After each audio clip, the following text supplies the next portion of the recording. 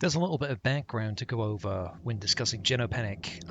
Originally, these devs made a very similar game called Space Expedition. It was released on Android in 2016. It was released for free on Steam in 2023. With space exploration, you can see clearly a very similar art style that they developed ages ago. Colorful backgrounds, a distinct character. Well, not that distinct, it's just a spaceman. But then the non-playable areas, black ceilings, blank floors, blank walls, blank doors, also black for some reason, despite not being walls. But I guess the surprise was that at some point, the blackness, you'd find out that it was destructible. The ceilings, the walls, the floors. Space Expedition really wasn't a metroidvania in any sense of the word. It was very linear. More had set pieces. You even hop into a turret and mow down several waves of bugs, like Starship Troopers. At no point do you have a choice of which direction to go. At some point around 2022, they released a demo for a game called Space Station, an amazingly generically titled game that had abysmal SEO, let's be blunt.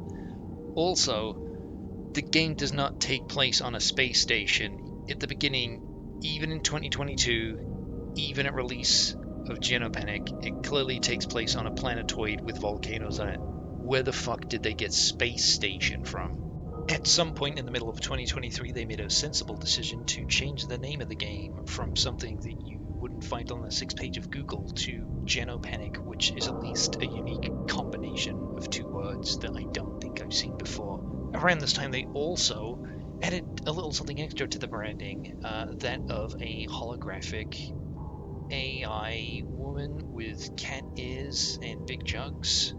The addition of this character, I can safely say after playing the game, didn't really add much. They make roughly about 8 or 9 appearances throughout the game, and about 4 or 5 of them are very, very close to each other during the climax of the game. They appear for very brief bursts, maybe like 20 seconds each. It says a handful of lines and then disappears again. They are not a character of significance. This is marketing, this is branding, this is to entice the horny titty lovers. That's all. This isn't a real character. Let's talk about the game experience and spoil it completely, because it's a review. According to how long to beat is 4 hours. I beat it in 2.5 hours. I wasn't necessarily speeding through it or anything. I played the demo, which is still up on Steam. It's not on the store page for GENOPANIC. It's under GENOPANIC Prologue. It's still there. It's not linked to from the Space Expedition page or the GENOPANIC page, but it's there. That demo, GENOPANIC Prologue, is essentially 40% of this game.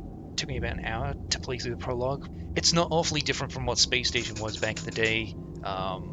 They've upgraded the art style. Space Station, if you look at it, there were a lot of parts of the environment that you platformed on that were, real walls. It was just black, and in GENOPANIC since then, the art style has added a lot of lining to what the real walls are, and there's little signifiers on the walls for what's the destructible entry points. Occasionally, there'll be, some bits of black that you can just crack into with your skull. It's accused of not being a Metroidvania. Like, in the negative reviews this game has, they essentially say it's a good game, but it's not a Metroidvania. This game has been toying with the Metroidvania label. They've, if you look at the SteamDB page, you've seen them claim it's not a Metroidvania or Metroidvania inspired. For some reason they had Metroidvania tag and then removed it and then put it back. The GENOPANIC Prologue still has the Metroidvania tag. It's a little confusing. Most people probably just see the map and think, yeah, that's a Metroidvania, but there's examples of it not being that. Essentially, you're led around in maybe a little figure of 8, you get your pickups, and then the second half of the game is straight up linear. If you look at the map, it's straight up linear. You know where you're going to go. You know what the final room of the game is going to be. They don't pull any punches at that. For some reason, they give you the map immediately, which seemed a little odd. So in terms of replay exploration, going in different directions first, that's not going to happen. I'm certainly not going back. So in terms of approaching rooms, it's, you're entering where the designer wanted you to enter. The combat is pretty rudimentary. You got a sword that knocks people back, you got a gun. I think the toughest enemy was 5 shots. outside of the bosses. The bosses themselves essentially have like a hammer attack or some sort of shockwave, and they deal contact damage. That's essentially every boss in a nutshell. They'll run at you, stop, do a melee attack, then maybe they'll move somewhere else and do a shockwave attack, and they'll come at you and try and melee you again. That's it. Those are the bosses. The game primarily focuses on a 2D platforming with slight puzzle elements, which is fine. It's good at that. They did a good job.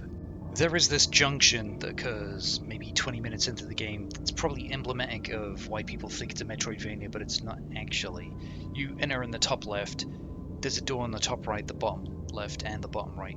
You can't get to the door on the top right because there's electricity stopping you, and the bottom left, there's acid stopping you, so you've only got one exit, the bottom right. And that loops around to the top right, at which point you'll have a dash, you'll come in, you'll go over the electric, and then you'll go down, you'll go across the acid pit. You don't actually have a choice of exit here.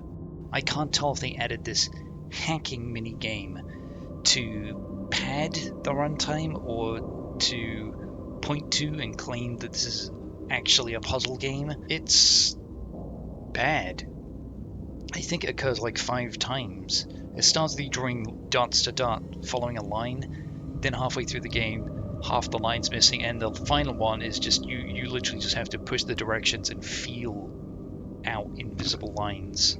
It's a bad choice. Quick note, if you don't collect all the 6 animals in the game, you don't get the good ending. I found out the hard way. In a nutshell, GENOPANIC? In a nutshell, GENOPANIC's a really great looking game, amazing pixel art. The lighting around the character just adds so much more detail. The backgrounds are pretty incredible. They got a lot of things that just hint at more. You know, the backgrounds in the background, the holes in the roof that aren't actually leading to rooms above, but suggest that, you know, things are coming down potentially. Mechanically, as a Metroidvania, it's fine. The controls are great for what they offer, but the movement things aren't inspiring. This isn't, you know, Celeste. You're not zipping around, you're not doing wacky wall jumps. You just get like a double jump, air dash.